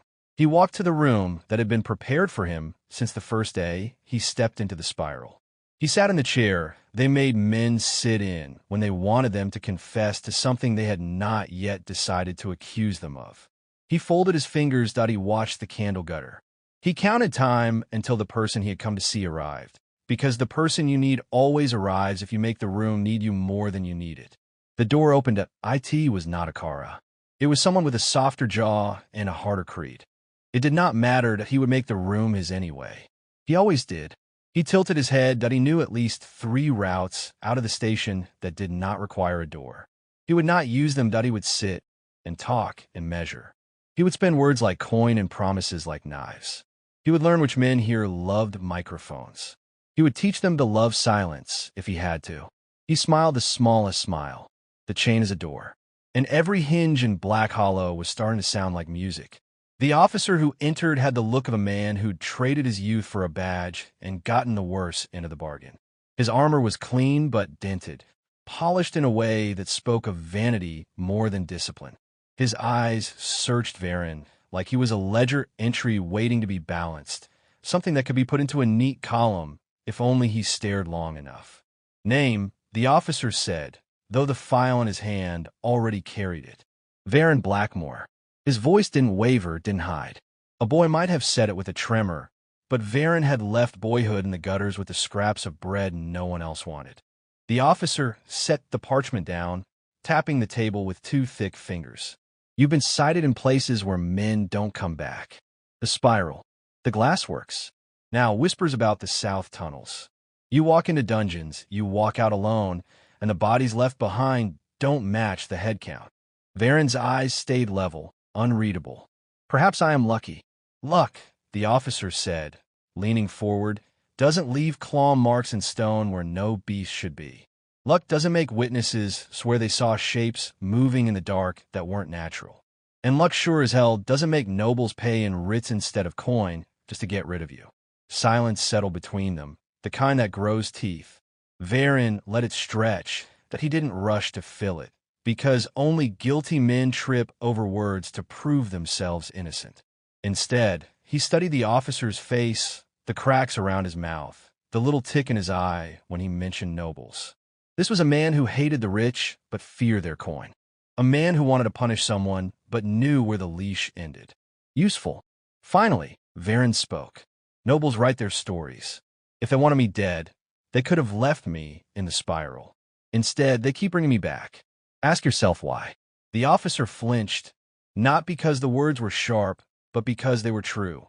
Truth is a knife that doesn't need to be swung. It cuts all on its own. Before he could respond, the door creaked again. Another figure entered, robes of gray, trimmed with silver thread. A guild sigil gleamed at the throat. Varen's gaze sharpened. This wasn't the city watch anymore. This was the guild itself, sliding into the room like a shadow deciding to wear flesh. The robed woman, Akara, not surprised, not smiling. She moved like the room belonged to her, and in that moment, it did. "Leave us," she said to the officer, her voice clipped, brooking no delay. The man hesitated. "Guild jurisdiction doesn't. It does now." Akara cut him off. She didn't raise her tone. She didn't need to. Some voices carry the weight of institutions behind them, and this was one. The officer muttered under his breath, shoved the parchment into her hand, and stormed out, his boots loud enough to cover his humiliation. When the door shut, silence thickened again, but this time it was different. Not hostile, calculating. Akara dropped the parchment on the table and sat across from Varen. Her eyes held the same sharpness as when she'd first cornered him in the depot. "You've been busy. I've been surviving." Her brow twitched. Survival doesn't leave abominations in its wake. He didn't answer. The less he said, the more she revealed. She leaned forward, elbows on the table, fingers steepled. "They're circling, Varen. Nobles, guild masters, priests. You're a problem none of them know how to categorize yet. And when men can't categorize a problem, they burn it. They'll try," he said softly. Her lips pressed thin, but he caught the flicker in her eyes, the faintest hint of respect, maybe even admiration. "You think you're untouchable. You're not. Not yet. And you think you can control me," he countered. "You can't. Not ever." The word should have been a threat, but Akara didn't flinch. Instead, she studied him with the detached interest of a scholar dissecting a rare beast. "Then we come to an arrangement. You don't flaunt what you are. You don't parade your creations where the city can't ignore them. You keep your head low, your wolves in shadow, your ambitions disguised. And in return, I make sure the right stories get told. The guild is very good at stories." Varen tilted his head. "And what do you want in return?" "Proof," she said, "that necromancy isn't just ruin and madness, that it can build something instead of only destroy. You think you're rising, Varen. Prove you're not just dragging the rest of us down with you." The silence stretched again. Varen let her words sink, weighed them against the hunger in his bones, against the whispers of his wolves waiting in dark culverts. Finally, he said, "You'll get your proof, but it won't look the way you want it to." Akara leaned back, satisfied enough to stand. "Then surprise me." She turned for the door, then paused. And Varen, "Yes. Don't make me regret arguing for you." When she left, the room felt smaller, the candle guttered weaker. Varen rose, the chain in his mind rattling, the door always waiting. He walked out past the officer, past the guild banners, past the curious stares. The city looked different when he stepped into the night. Not because it had changed, but because now he knew he was no longer invisible. They had seen him, they had measured him, and they would never stop watching. But that was fine. Let them watch. Let them wonder. Let them whisper. Because whispers spread faster than fire. And Varen Blackmore was already learning how to set the world alight without ever striking a match. The watchman marched him through streets that still smelled of rain, past stalls shuttered with wooden boards, past beggars curled against walls with the look of dogs waiting for scraps that would never come. Their boots struck cobble in rhythm, as if trying to convince the world they were an army instead of tired men with dull blades. Varen walked among them without chains, though his wrists itched with the ghost of shackles that might come if he played this game poorly. The station was not a fortress, only a squat stone building with barred windows and the stink of ink and sweat. Inside, candles fought with damp air, their flames bending and guttering like men at the end of a long war. They put him in a chair that had carved grooves from years of confessions, the kind of wood polished by fear. He sat with the calm of one who already knew how the room would treat him. It would try to own him. But ownership is a contract, and contracts require consent. The officer from before leaned on the table with both fists, as if trying to crush Varen's silence under weight alone. "We know what you are," he said. "You think hiding in culverts makes you invisible, but eyes are everywhere. Wolves don't belong in cities." Varen studied the man's mouth, the way his lips pulled back to show teeth when he thought himself dangerous. "Then perhaps you should close your eyes," he murmured. The officer slammed his fist, the sound cracking like a whip. "Don't play games with me, rat. Necromancy is treason. They hanged better men than you for less." The door opened. Akara stepped inside, her robes marked with the guild's sigil, her presence shifting the air like a blade pressed against skin. "Enough," she said. The officer turned, bristling. "He's mine. The watch found him, and the guild claims him," Akara interrupted. She didn't raise her voice. She didn't need to. Authority clung to her words like frost to a window. "You may leave, Captain." The man's jaw tightened, but he obeyed, slamming the door behind him. Akara crossed the room, setting her hand flat on the table between them. "You're sloppy," she said. "Whispers of you are everywhere. Too many eyes, too many mouths. You force me to stand between you and the fire, and I won't do it again without something in return." Varen leaned back, shadows playing across his face. "And what do you want?" "A leash." Her gaze didn't waver. "Proof that you can be more than a curse in the shape of a boy. You want power.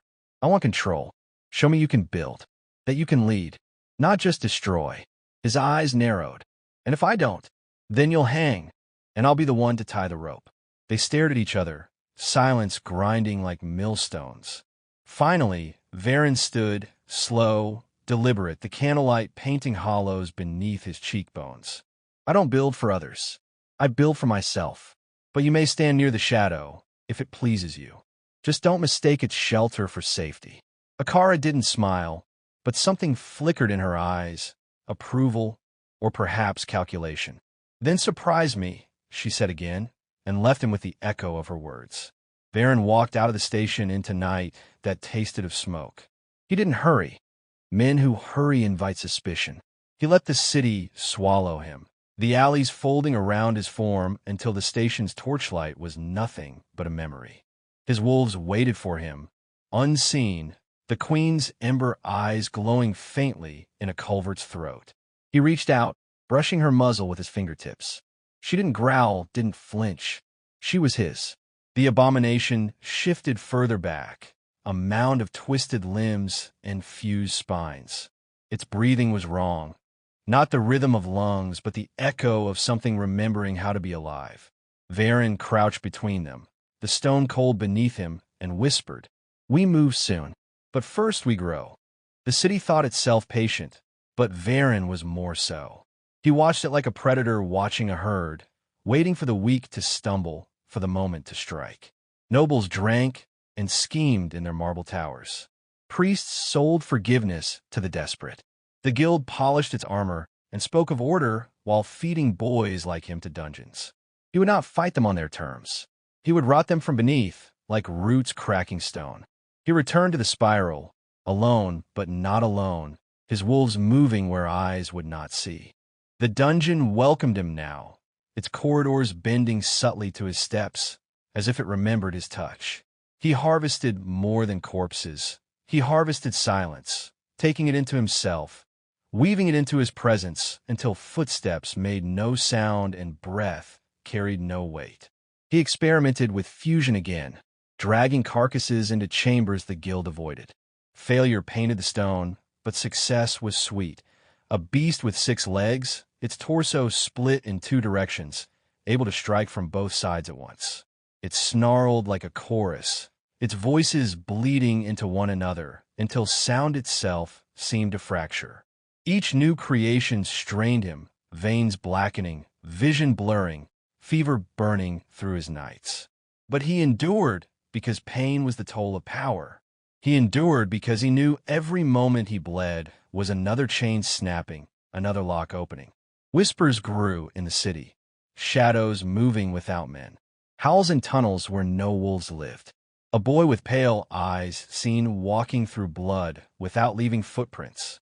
Some said demon, some said ghost. None said necromancer aloud, but the word passed in secret, a forbidden prayer on frightened lips. And the nobles noticed. One night, as Varen walked beneath the broken aqueduct, arrows hissed from the dark. Assassins hired steel with cloth masks, their movements too clean to be street cutthroats. They struck with confidence, 3 blades aiming for his heart, his spine, his throat. But confidence is brittle when it meets inevitability. The queen tore the first apart before his blade touched skin, her crystal fangs crunching through steel like brittle sugar.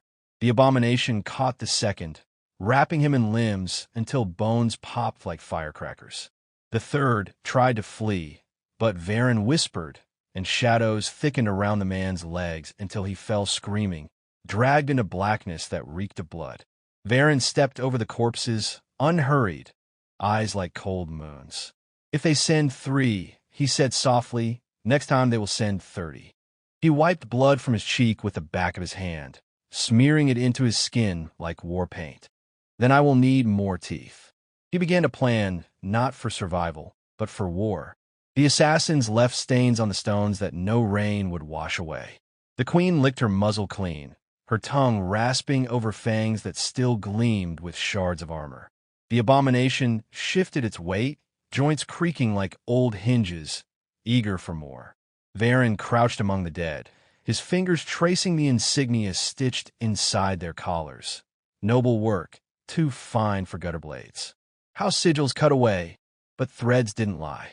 A minor lord's colors, perhaps, or one of the guild sponsors, too afraid to stain his own hands but eager enough to silence whispers in the dark. He dragged the bodies into the culvert and began the work. He did not waste, skin sloughed into strips, bones pulled like cords from their sockets. He murmured, not the gentleness of prayers, but the arithmetic of hunger. The first corpse screamed as it folded into something new, jaw splitting, hands fusing into claws of bone. The second bent wrong, his spine curving outward until it resembled the arch of a bridge, ribs flaring into armor. The third resisted longest, his soul clinging to flesh, unwilling to be unmade. Varen pressed harder, blood dripping from his nose as he forced the chain open, until at last the man's hollow eyes stared up at him, and then down, as obedience rooted itself where defiance had been. When it was done, 3 new servants knelt before him, imperfect but loyal, dripping with the stink of the grave. He felt the drain in his veins, his hands trembling, but inside his hunger sharpened. Each binding made him weaker in body, stronger in truth. The city sent its hunters that he turned them into hounds. The guild grew restless. They saw the bodies vanish, the whispers multiplying, the way patrols came back with fewer men than they had left with. Akara covered him where she could, spinning tales of bandits, of beasts slipping the leash of dungeons, of old sewers collapsing and swallowing the careless. But her words had limits, and nobles were not men who tolerated mysteries. They wanted names, they wanted blood. So they sent a guild company into the tunnels, 30 men, armored, armed with blessed blades and charms meant to burn corruption. Varen watched them from the shadows. His queen crouched low beside him, the abomination pressed against the stone like a tumor waiting to burst. He did not strike immediately. He listened to their steps, the rhythm of their breath, the way fear whispered even beneath steel. Then he chose his moment. The queen hit first, a blur of crystal and death, scattering the front line before their torches had time to flare. The abomination dropped from the ceiling, its fused limbs tearing 2 men apart before they could scream. Shadows thickened as Varen whispered, smothering light, choking sound. The men fought, blades sparking against bone, prayers burning the air, but they were prey. One by one they fell, their souls tearing free, their bodies reshaped into his growing army. By dawn, the culvert was silent again, save for the drip of water through broken stone. Varen stood among the corpses that were no longer corpses, his new creations rising in the gloom. 10 wolves now bent to his will. 5 abominations shambled with grotesque strength, and the queen watched over them all, her ember eyes glowing with cold fire. He looked at them and saw not horror, but foundation. The city thought him a rat, gnawing in shadows. They were wrong that he was the architect of something they could not name, something older than their churches, stronger than their guilds. He was not merely surviving, that he was building. Word of the massacre spread fast. The guild hushed it, but fear cannot be hidden. Men spoke of tunnels that swallowed whole companies, of shadows that bit, of a boy with white eyes commanding beasts that should not walk. Whispers filled taverns, markets, even noble halls. They called him many names: demon, curse, revenant. But one name began to stick, passed in hushed voices: Shadow King. Varen heard it one night from a beggar, too drunk to see who stood over him. The word curled in the air like smoke. He had not asked for it, but he did not reject it. Chains are doors, names are keys. He would use it until it opened every lock. Akara came to him again, her face drawn, her robes damp from rain. She found him in the tunnels, seated upon a pile of bones arranged into something that might have been a throne if you squinted. She did not bow. She did not speak immediately. She simply looked at him, at the wolves gathered in silence, at the abominations swaying gently like trees in wind. "You're forcing my hand," she said at last. "I'm forcing theirs," Varen replied. "You're too loud," she snapped. "They will come with fire next time. Not swords, not men. Fire. Then I'll bury them before the fire catches," he said calmly. Her hands tightened at her sides. "Do you even hear yourself? You're building a grave for this city." "I'm building a throne," Varen corrected. His eyes met hers, steady, unblinking. "And those who kneel will live." She stared at him, searching for something human in the ice of his gaze. Perhaps she found nothing, or perhaps she found exactly what she feared. At last, she turned away. "Then may the gods forgive us," she whispered. But Varen knew the gods had nothing to do with it. This was not heaven's game. This was his. He rose from the bone seat, the queen falling in his step beside him, abominations shuffling like shadows given form. The tunnels stretched ahead, endless, waiting to be shaped. A kingdom beneath the city, carved not from stone, but from death itself. And Varen Blackmore would sit upon its throne, whether the world was ready for him or not. The nobles did exactly what Akara warned. They lit the city from beneath. At first, it was whispers of torches carried into tunnels, then barrels of pitch rolled down culverts, then priests in white hoods muttering litanies that made fire crawl like a living thing. The sewers smoked, rats fled, and the very air turned sour with heat and ash. They did not want to fight his wolves. They wanted to burn the shadows out from under him. Varen watched the flames lick the stone from a vantage where the smoke curled like incense. His wolves whined low, their ember eyes glowing through the haze. The abominations shifted restlessly, their patchwork lungs choking on soot. Even the queen pawed at the ground, uneasy. Fire was no enemy she could sink her teeth into. He touched her muzzle, feeling the heat cling to his skin. "Not here," he murmured. "This is not where we stand." So he retreated, but not as prey. He guided his army deeper, through old cisterns where water stank of iron, through passages so narrow the abominations scraped stone, through forgotten halls carved before the guild even existed. The fire followed, crackling, snarling, eating the dark. But flame is a hungry dog, and like any hound, it chases what is thrown before it. Varen fed it with rags, broken beams, corpses he had no use for, leading it away from his heart. And then, in the deepest chamber of the cisterns, he found it. The dungeon core. It throbbed in the darkness like a wound that had never healed, a sphere of pale light suspended above cracked stone. Around it, bones lay in heaps, offerings from those who had stumbled upon it before and never left. The air vibrated with a low hum, a sound felt more than heard, pressing against his chest like a second heartbeat. His wolves growled, uneasy. The abominations twitched, their fused forms straining as if the core's song tried to unmake them. Varen stepped forward. His knees shook, his veins burned, his skin prickled as if ants crawled beneath it. He reached out a trembling hand. The scripture whispered again in his mind. The chain is no chain at all. The key is the soul. His fingers touched the core. Pain exploded through him, white-hot, shredding him from the inside. His vision blurred, his body convulsed. His wolves howled in unison. He felt his heart stop, then start again, pounding in a rhythm not his own. The core was not stone, not crystal, it was will. A will that had ruled this place long before his birth. It resisted him, clawed at his mind, tried to drown him in its hunger. But Varen was hunger made flesh. He fought, his soul grinding against the core's power, his whispers cracking the silence, his blood spilling onto the stone. He forced his will into it, not begging, not bargaining, but commanding. Chains snapped, doors opened, and when the pain finally ebbed, when his body collapsed on a cold stone, the core pulsed in time with his heartbeat. The dungeon was his. He rose slowly, every breath a knife, but his eyes burned with new fire. The wolves bowed their heads, not in fear, but in recognition. The abominations trembled, their twisted forms stabilizing as the core's energy fed into them, knitting what once had been unstable. The queen lifted her head and howled, a sound that shook the chamber and made the very walls quiver. Varen sat upon the cracked stone beneath the core, his body shaking, his lips bloodied. But when he looked around, he no longer saw a cistern. He saw a throne room. The walls would be carved into halls. The bones would be raised as sentries. The shadows would be forged into chains for his enemies.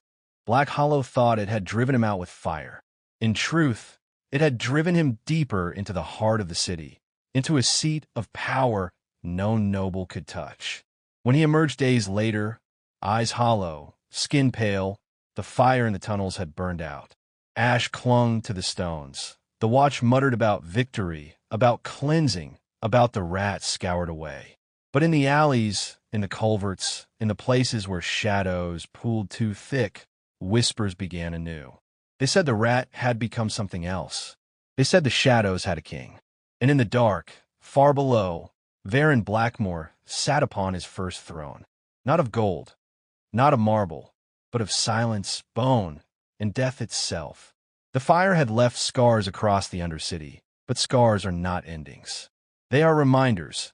Ash clung to the stone where water once flowed, and soot streaked the walls like war paint. The guild congratulated itself on victory. Nobles drank to the cleansing of vermin. Priests sang hymns about purging darkness. But while they sang, the darkness was listening, and in its heart it now had a master. Varen began his work. The dungeon core pulsed above him like a second sun, pale and cold, illuminating only what it chose. He studied it for hours, sometimes days, tracing the veins of light within, listening to its hum. He felt its rhythm bleeding into his own, his thoughts slowing to match its patience, his hunger sharpening to mirror its greed. He learned how to shape chambers with whispers, how to close passages or open new ones. He carved alcoves into walls and filled them with bones, shaping guardians that stood silently until called. He wove shadows into curtains, traps, veils that smothered torchlight.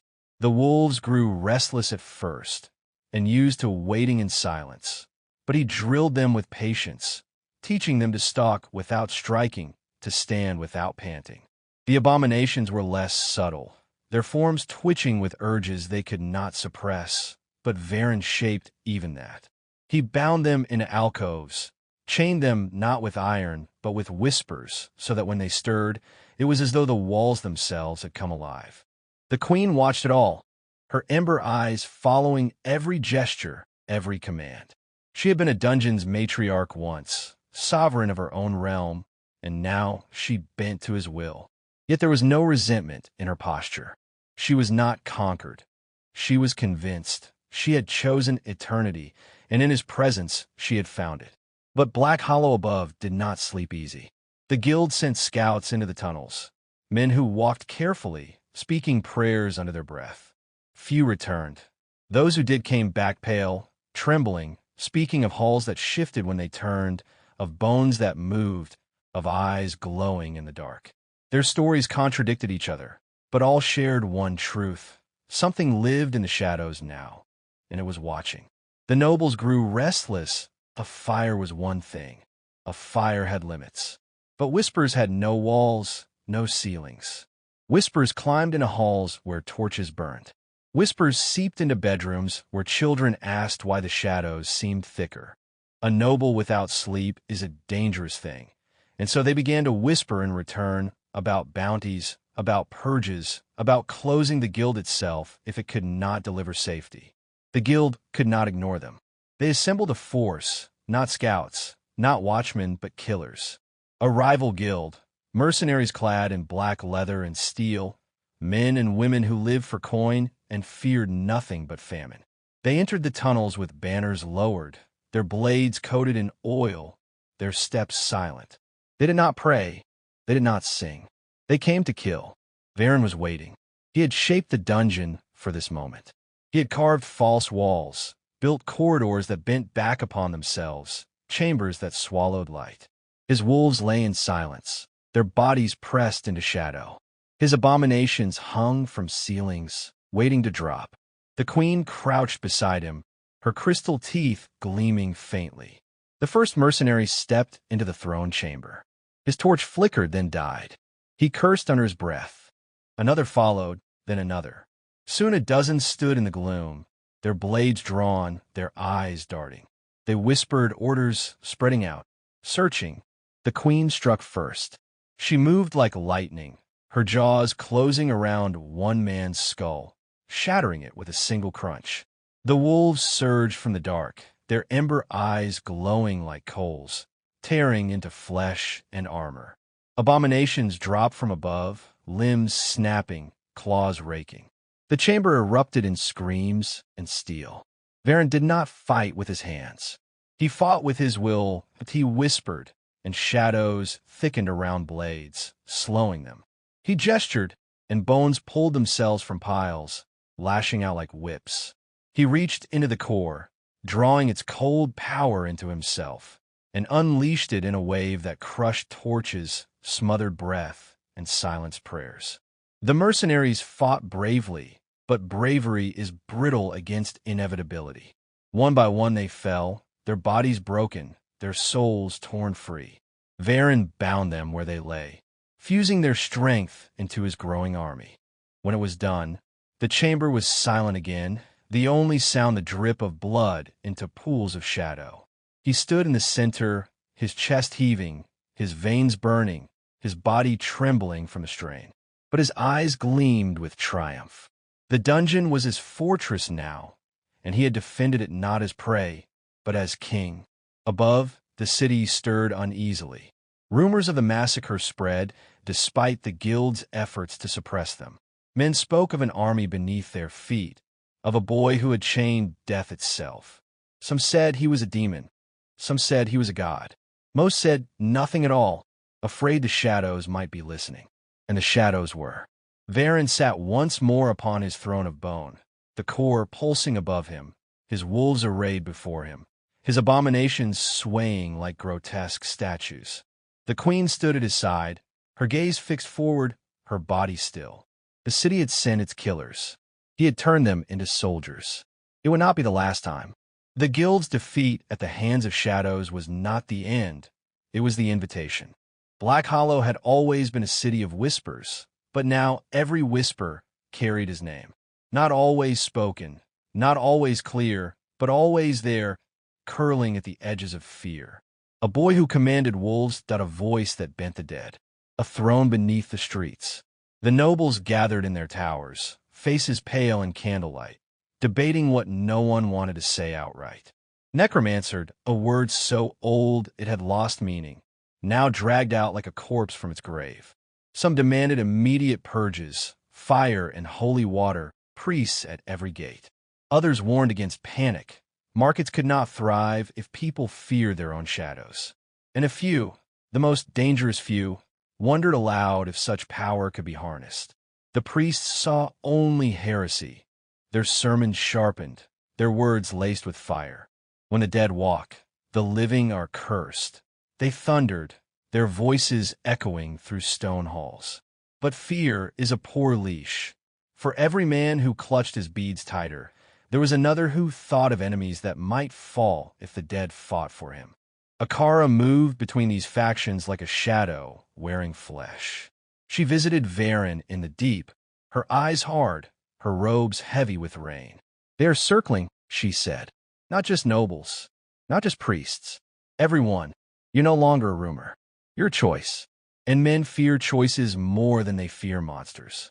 Varen listened, his throne of bone creaking beneath him. His wolves sat in silence, their ember eyes fixed on her. The abominations swayed gently, their limbs twitching. The core pulsed overhead, its light cold and patient. They will come in force, she continued. Not 30, not 100, an army.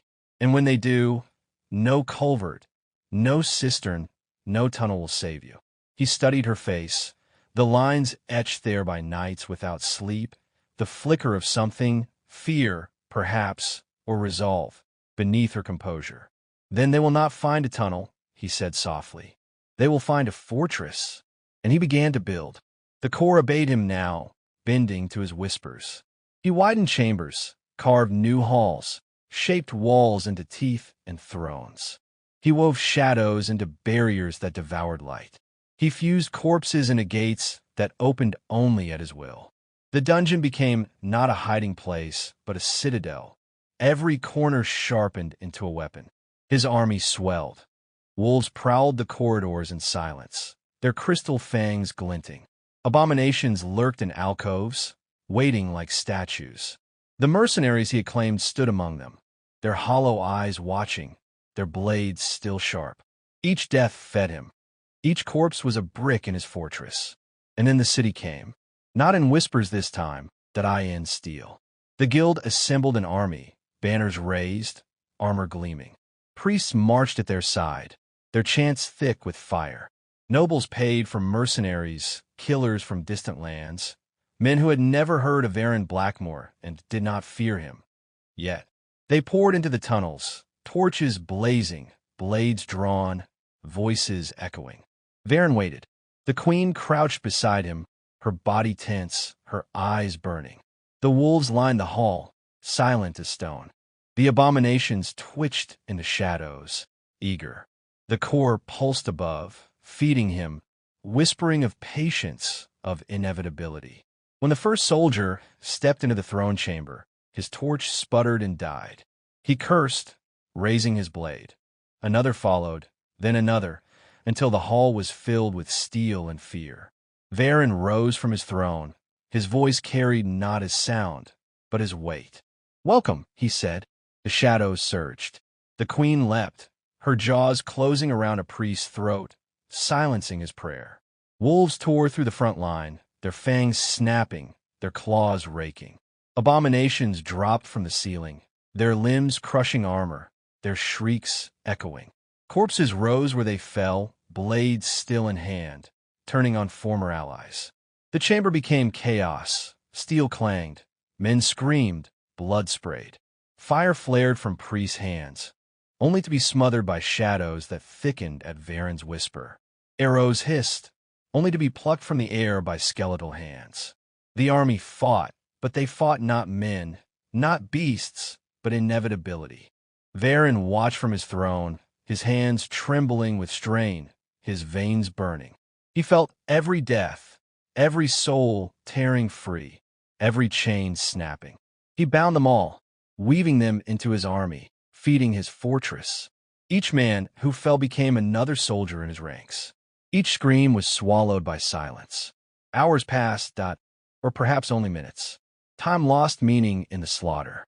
When it was done, the chamber was silent again, save for the drip of blood and the whisper of shadows. Varen stood, his wolves gathered before him, their bodies slick with gore. The abominations swayed, their limbs twitching. The mercenaries stood hollow-eyed, their blades still wet. The queen lifted her head and howled, the sound shaking the stone, echoing through every corridor. Above, in the city, men paused, their cups trembling, their prayers faltering. They heard it, all of them. Varen sat once more upon his throne of bone, the core pulsing above him, his army kneeling before him. He was no longer a whisper, no longer a rat in the dark. He was the Shadow King, an archive closed not with silence, but with a throne carved from death, a city trembling above, and a boy who had unchained himself from every chain the world had ever tried to bind him with. The city pretended to heal. Merchants swept ash away from their thresholds and called that cleanliness. Priests burned incense to cover the smell of char, while telling people the smoke meant the gods were pleased. Nobles sent letters to each other with words like containment and resolution, and wrapped their fear in wax stamps. But the Undercity had learned a new pulse, and it beat with Varen's breath. He did not rush, that he worked, he parceled his hunger into tasks. This hall widened, that culvert bridged with bone, this alcove fitted with ribs that would sing when disturbed. He learned which curves made men slow their steps and which made them run. He learned which stones remembered fires from years ago and which preferred cold, and he taught them both to obey. The queen, Whisper, walked his side routes with him, paws soundless, head occasionally tilting as if approving a mason's line. The abomination he let sleep against a pillar he had coaxed from the wall. It dreamed in twitches, and when it woke it knew new angles. He made a habit of leaving the dungeon at odd hours, not because he needed to, but because odd hours confuse watchers. He purchased useless things and made them useful: candle ends, chipped cups, a bucket with a crack that held only long enough to carry blood a short way. He left coins in places where rumors were minted and took them back as stories that had matured into currency. He visited the lamp oil man again and listened to him describe a blue so pure even wells would hesitate to drown in it. He bought the blue, cheap dye, in cheaper faith, and stained lengths of core that he threaded through the tunnels as veins for couriers who did not yet exist. He spoke with a fence who handled knives that had already solved their owner's problems. Varen bought the ones too ugly for collectors and taught them to wait in walls like teeth, waiting for a tongue to slip. He went to a baker at dawn and apprenticed himself to silence, carrying trays so quietly mice looked up in offense. The baker paid him in stale crusts. Varen paid himself in the map of which alleys fill with smell at which hour. He watched the watch. He learned who did his rounds by rote and who did them with a story to tell at home, who looked up and who looked down. He noted a boy in a guard's cloak whose eyes were wrong for the uniform, eyes that noticed, and he avoided him like a conspiracy avoids good listeners. Once, during a rain that turned the tannery quarter into the idea of hell, Varen came upon a priest holding a woman by the hair and pressing a charm in her mouth while two acolytes pinned her arms. They were performing an exorcism on poverty with violence as incense. He stood in the alley mouth and watched the priest make the world smaller with language. He could have turned away, he did not, that he stepped from shadow, as if it had decided to be a man, and said, "You are trying to remove hunger with a prayer for obedience. It won't work." The priest spun, hand raised to bless his face like a slap. The blessing hid air that chose not to be blessed. Varen did not touch him. He touched the moment and bent it. The two acolytes felt a wolf's breath on their calves where there was no wolf. They ran, because men who still have soft hands run well. The priest held his ground for one heartbeat, then two, then failed to be brave on the third. He retreated in liturgical dignity that looked like fear walking backward. The woman coughed up the charm and swore she would curse whomever put it near her again, so Varen believed she would live. "Why help her?" Whisper asked without words, the way queens ask questions with posture. "Because I hate the architecture of that kind of harm," Varen replied, wiping the charm on his sleeve before dropping it into a drain. "And because people like her become problems for men who hurt them. I like problems that breed for my enemies." Above ground, Akara moved like the city's conscience, moving furniture before guests arrive. She sat with guild masters and turned their threats into policies and their panic into budgets. She listened to nobles talk about scorched earth as if earth were a rumor that could be untold, and asked them what they planned to stand on afterward. She walked into a temple and told a high priest he could have a purge or a city, not both. And when he raised his hand for a blessing that was really a curse, she raised her ledger and proved he owed her 2 favors from winters past. She came to the Undercity only when she needed to remember why she was bothering. "I convinced them not to pour pitch down every hole," she said one night, sitting on a low rib of stone he had made into a bench, because he wanted her to sit and not pace. "They want to levy a tunnel tax. It's idiotic. They want to count shadows." "Let them," Varen said, feeding the bench a sigh. It learned to creak like wood, a kindness to her surface instincts. "Counting makes men feel safe, and men who feel safe are meat." "You sound like a sermon written by a knife," she said, studying Whisper with the frankness of someone who had decided the world was already stranger than politeness could protect her from. "There are inquisitors on the river road. They have irons that sing when corruption is near. They will come to measure you." "Irons that sing," he mused. "I have ribs that sing back. I will teach them harmony." She pinched the bridge of her nose. I don't know if I'm saving this city or preparing a more interesting obituary for it. Obituaries are the only honest literature, Varen said. And then softer, because she had earned softness. Tell me what you need to believe. I am not wasting your work. She blinked, surprised at the ask. A line you will not cross, she said at last. Something human that remains, even if I cannot describe it to them. He thought of the woman in the alley and the priest who made the world small, of the orphans clawing at bread heels, of the boy in the guard's cloak with noticing eyes. I did not make the innocents serve me, he said. I do not raise men who did not choose the fight. I do not turn the living into parts. She considered the words like coins on her palm. You raise dead men who did not choose you. They chose to fight me, he said, and they lost. I pay my soldiers, don't I? With continuation, with the opposite of ending. You do not pay them, she said. You use them. Then I am honest, he said, and watched her wear that honesty like armor. In the weeks that followed, Black Hollow's underbelly became a workshop. Varen tested fusions that were more idea than creature, 2 wolves sewn at the neck only to learn that frenzy eats commands. A man's arm anchored into a wall, fingers taught to open and close on hilt and limb with the patience of spiders.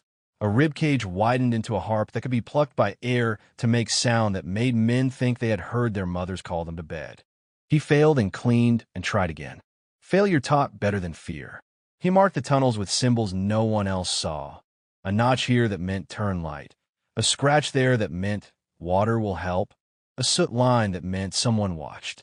He began to send pieces of himself outward. Boys with empty eyes to stare at doors. A beggar taught to cough on command at a corner where he needed a guard to turn his head. A drunk who would always, for the rest of his life, spill his tankard at the sound of certain bell. He paid those who could still be paid with coins, and those who could not with safety purchased wholesale from the dark. He broke a rival guild's ambush without touching a blade. He arranged for their map to be copied wrong by a scribe who owed a butcher money. He arranged for a barrel to roll down the wrong stair at the right time.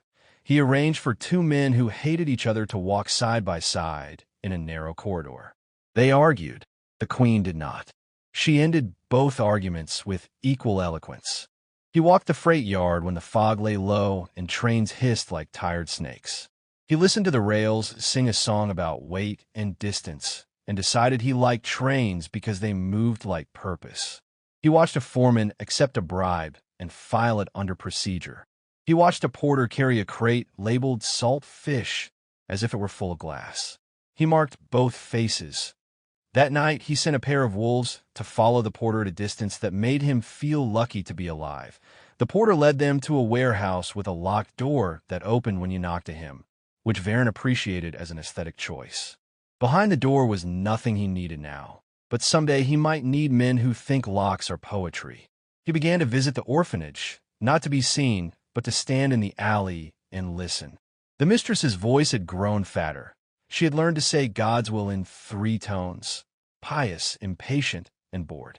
He watched a girl teach a younger boy how to hide bread in a shoe.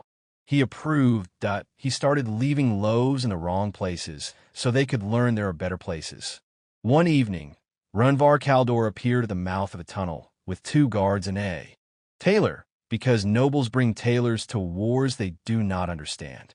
Runvar had polished his lie about the Glassfong matriarch until it shone enough to blind those who wanted to be blinded.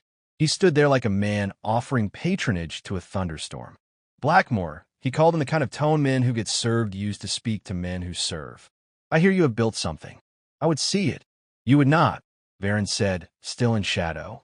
You would stand in a place that rejects you and pretend it clapped. Runvar smirked. You forget to whom you speak. I forget nothing, Varen replied. You came to buy a thing you cannot afford. Leave, and you may purchase a story that makes you taller at parties. One of the guards lifted his spear. Whisper stepped into the light. The spear faltered the way a man's voice falters when he says his mistress's name in front of his wife. Renvar's mouth flattened.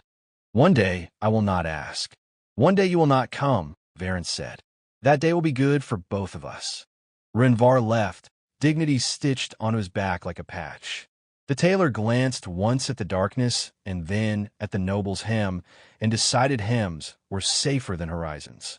Inquisitors arrived as Akara promised, irons in hand that sang when near corruption. Their song was thin and judgmental.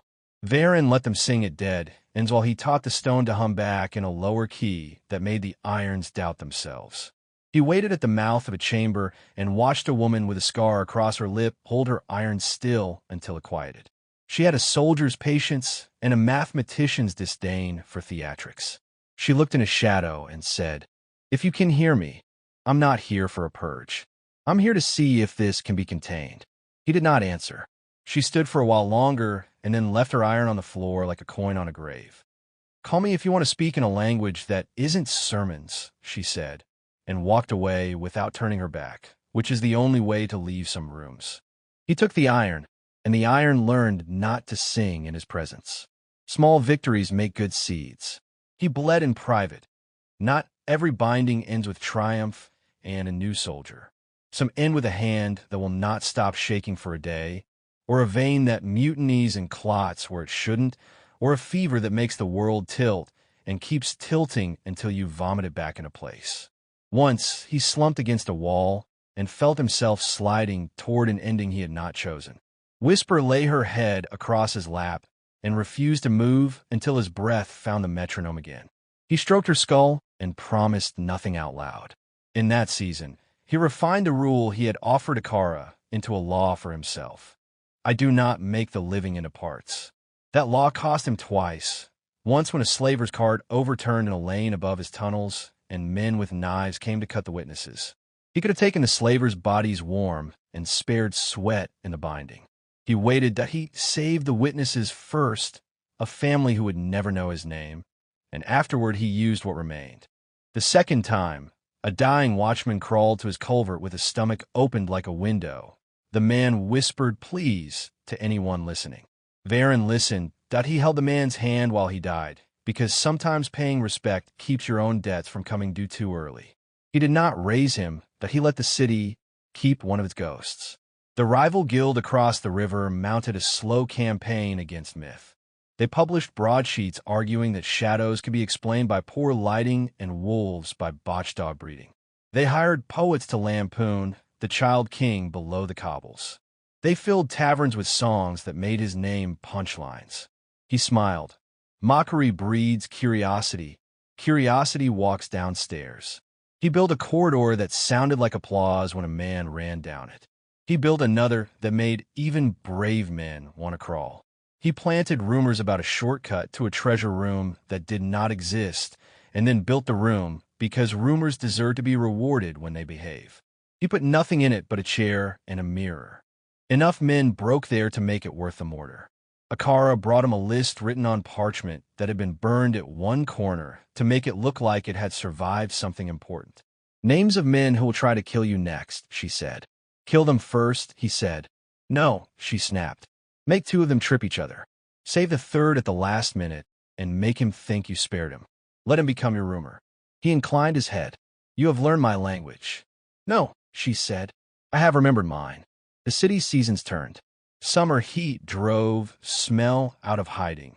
Winter drove men into tighter rooms where lies sweat.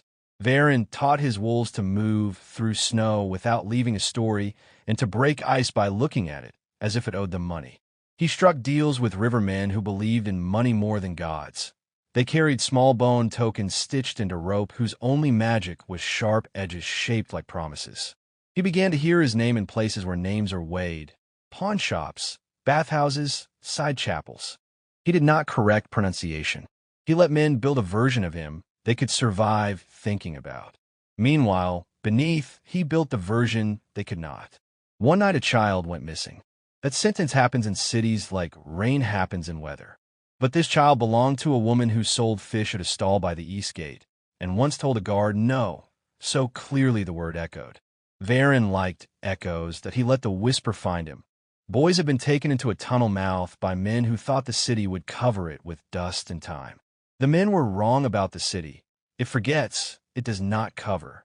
They were wrong about Varen. He followed the rumor and then taught it to walk ahead of him. He found the door that he found the lock. He opened it, not with a key, but with a truth told to someone who had spent too long lying for a living. If you open this, I will not use you as parts. The bolt slid. Inside were cages. Inside the cages were children who had learned that crying changes nothing.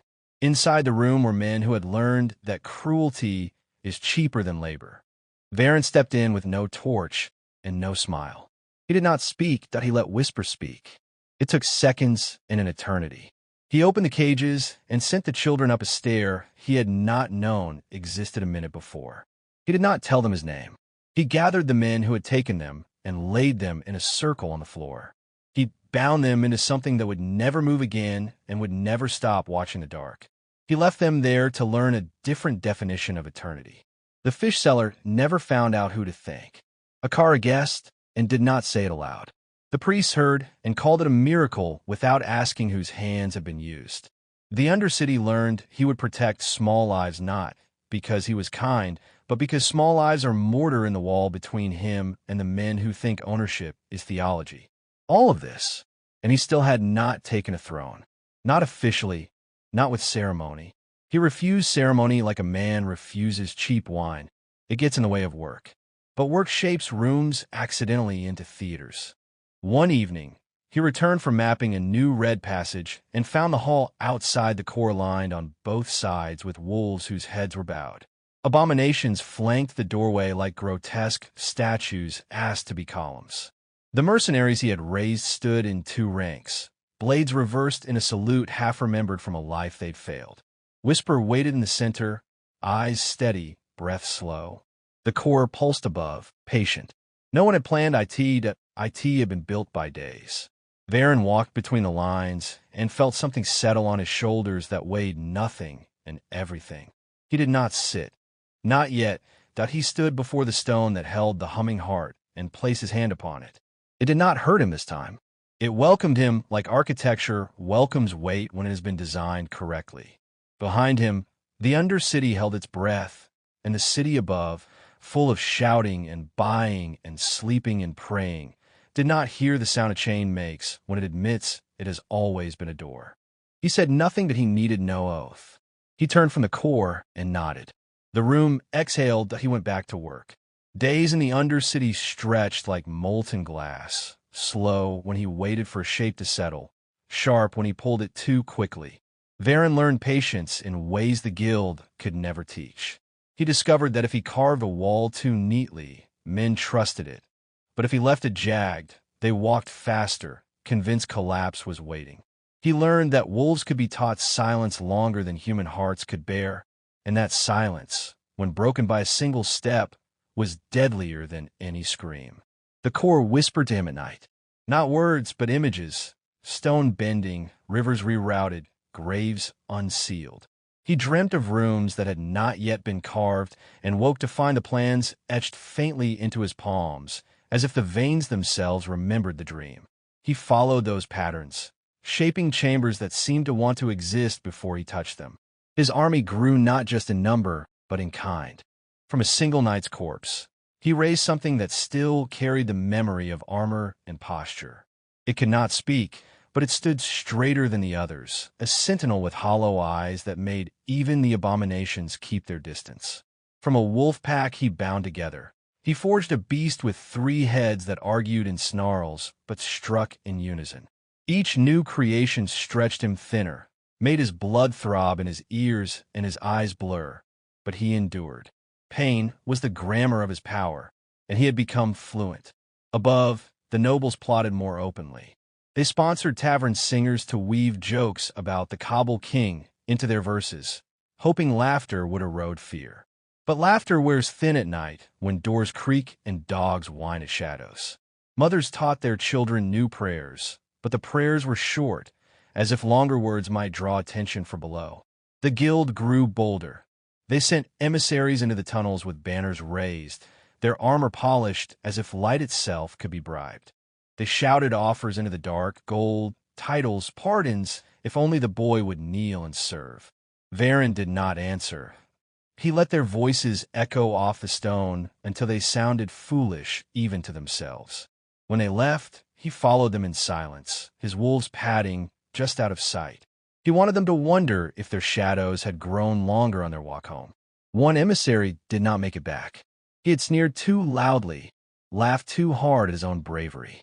Varen found him straying near a culvert mouth and pulled him in like a fisherman drawing net. The man begged, not with dignity, but with bargains, land, connections, secrets. Varen took the secrets. Let him name the nobles who funded the mercenary raid, the priests who prayed for fire, the rival guild that sang mockery. Then he unmade him slowly, not from cruelty, but from precision. His screams carried through the tunnels, a lesson that was neither sermon nor song. And when they stopped, the silence spoke louder than the guild ever could. Akara confronted him soon after. She stormed into the Undercity, her robes damp, her eyes aflame. "You can't keep doing this," she hissed, slamming her ledger onto a stone table he had coaxed into existence. "Every corpse you raise makes the city tighter, angrier. They talk of blockades, of starving the Undercity, of collapsing every tunnel they can find. Do you want Black Hollow buried in its own rubble?" Varen regarded her calmly from his throne of bone. "Burial is not ending. Rubble is not silence. If they collapse, I build beneath the collapse." "You think like stone," she said bitterly. "You don't think like flesh. Flesh needs air, needs bread, needs water. Stone doesn't riot. People do. And when they riot, when they panic, they'll burn this city down to save themselves from what they think you are." "What I am," he corrected softly. Her hands trembled as she pointed at him. "Then tell me why I should keep defending you in halls where every word costs me another favor, another friend." He leaned forward, shadows sliding off him like oil. "Because every favor you spend buys you time, and time buys you me. And I am the only thing in this city they cannot predict, cannot bribe, cannot kill. You play their games. I build a board they don't know exists.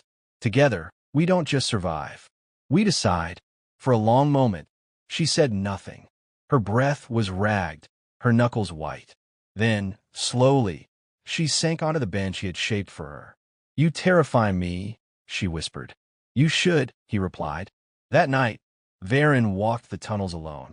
He traced the marks he had carved, the veins of blue-dyed cord, the places where the stone hummed with the core's rhythm. He stopped before a chamber where he had fused a dozen skulls into a wall, their hollow eyes glowing faintly. He stared into them, and in their silence he saw his reflection, not the boy from the orphanage, not the rat in the sewers, but the architect of something vast and unnameable. The city above slept uneasily, dreaming of fire and chains.